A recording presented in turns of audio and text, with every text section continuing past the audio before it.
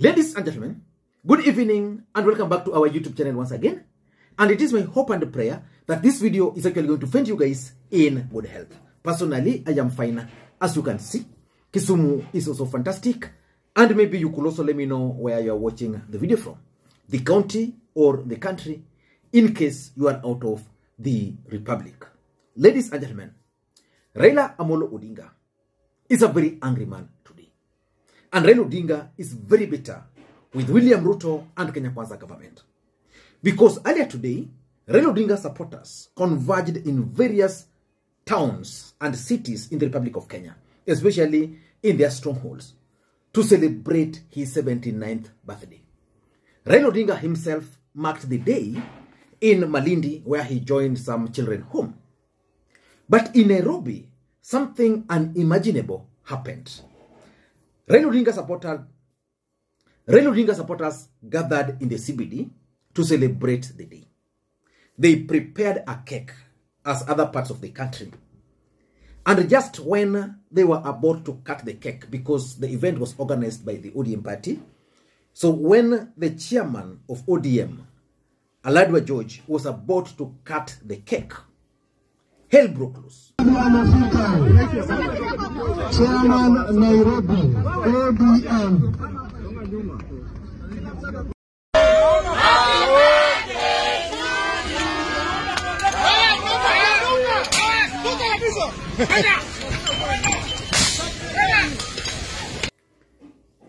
The police emerged from everywhere. It seems they were just waiting for that particular moment. They started firing in the air, and also they threw tear gas into the crowd who were waiting to celebrate that day.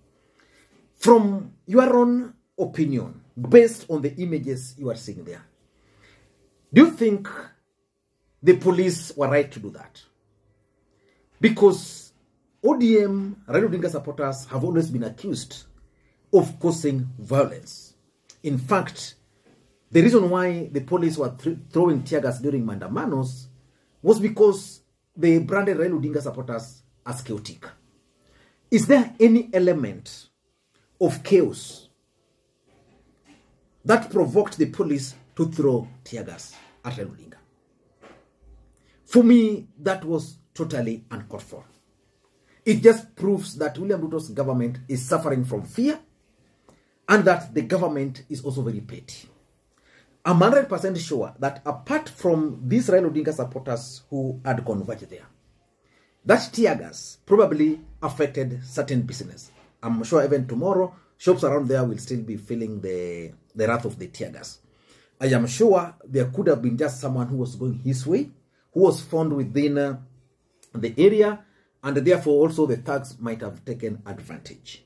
So in this video, I want to reveal to you guys why William Ruto decided, because there is no way these police could do whatever they were doing, because according to some of them, they were under strict instructions from above not to allow that cake to be cut. So why do you think William Ruto decided to tear gas Raila Odinga supporters who are celebrating his birthday? That's exactly what I want us to do in this video. And of course, I also want you guys to take this opportunity to wish Baba a happy 79th birthday.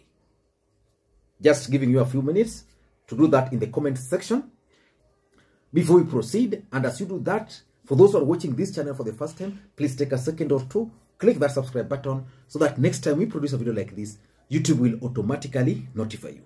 And to the subscribers, I want to continue thanking you guys for your continued support, because without that support, this channel cannot be where it is. Ladies and gentlemen, without any further ado, allow me to dive in. Why do you think the police, in their own wisdom, decided to throw tear gas to peaceful, and I mean very peaceful, Raila Odinga supporters, and not any other place in Nairobi?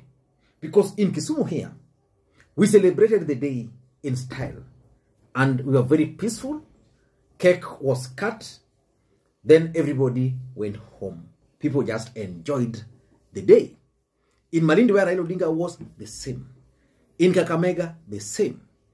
In Homa Bay, the same. Why do you think these guys were trying to do that? Number one, if you ask me, I'm 100% convinced that there is someone somewhere who is keen on setting up Raila Odinga against the Luo community. Why am I saying this? Raila Odinga is the principal secretary for Interior. So the Luos are viewing the attacks, especially targeting Raila Odinga and his supporters, as being engineered by Raila Odinga, or if not, then Raila Odinga should have actually stopped them. That is what people are saying outside here.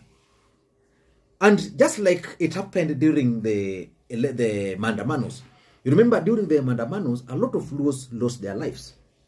But the man who stood out, who came out, and whose Facebook page was active, was none other than Raila Odinga.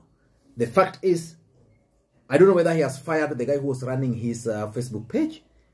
It was another Kalenjin there who would post very funny things, as if Luo lives did not matter to Raila Odinga. So he must be very careful, because there are so many Luos who've been in that position where he is before him.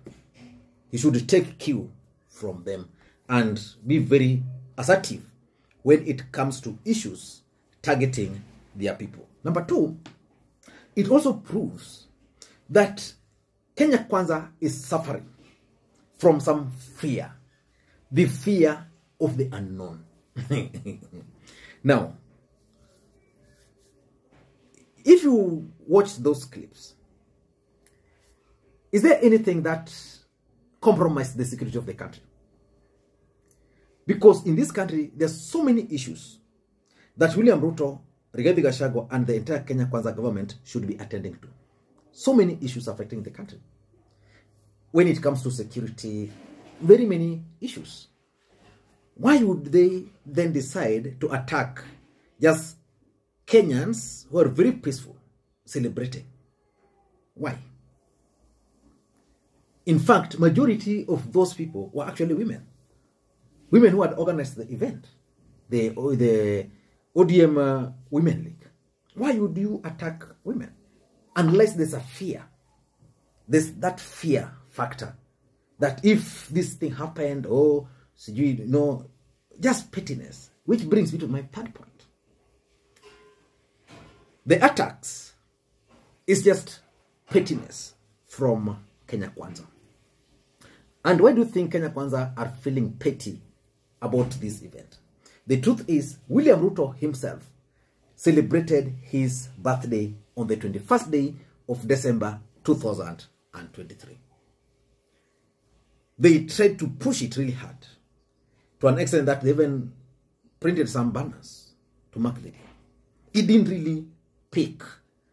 You know, currently Kenyans are very angry and very bitter with Kenya Kwanza, which is something they should understand. So it didn't really pick. That's exactly what they wanted this one to do. But unfortunately, there's always a difference between Raila Odinga supporters and William Ruto supporters. There's a big difference between the two. Raila Odinga has followers, people who follow him. William Ruto has supporters. Some of them vote. Some of them are supporting him because they are not happy with Raila. Some of them are supporting him because they don't have, you know. But Raila has real followers, people who believe in him.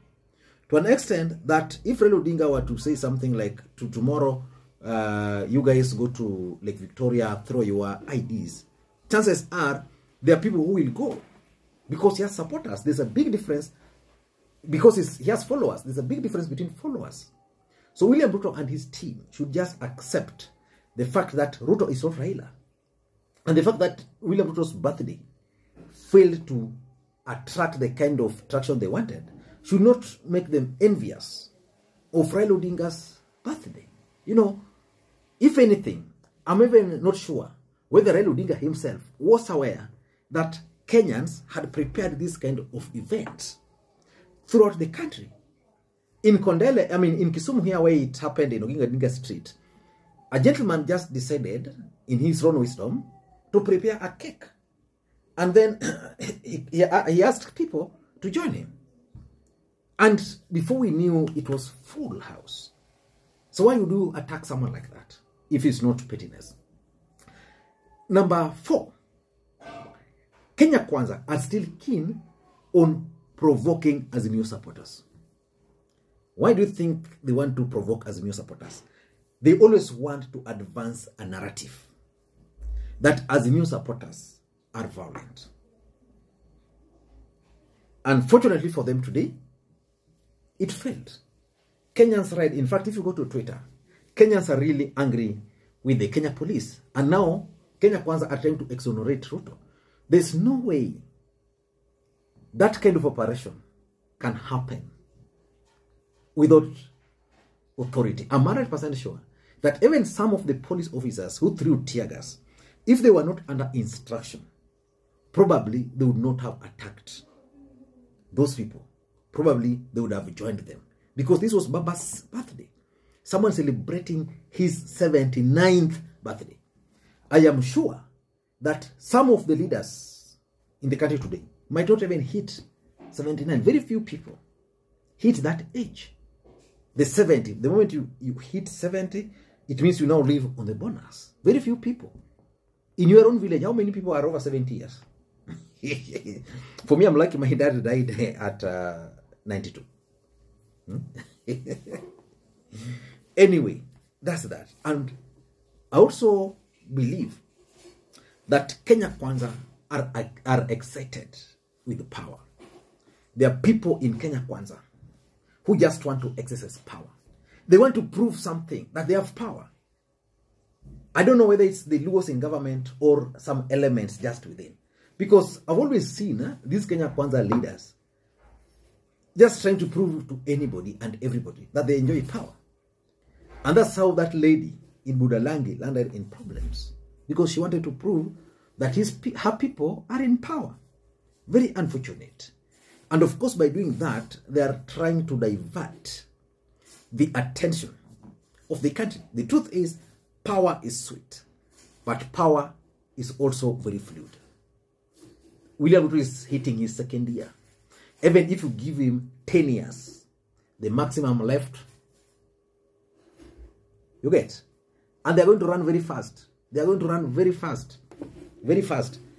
We are on the 7th day. Before we knew, mid of the year. Before we knew, yeah.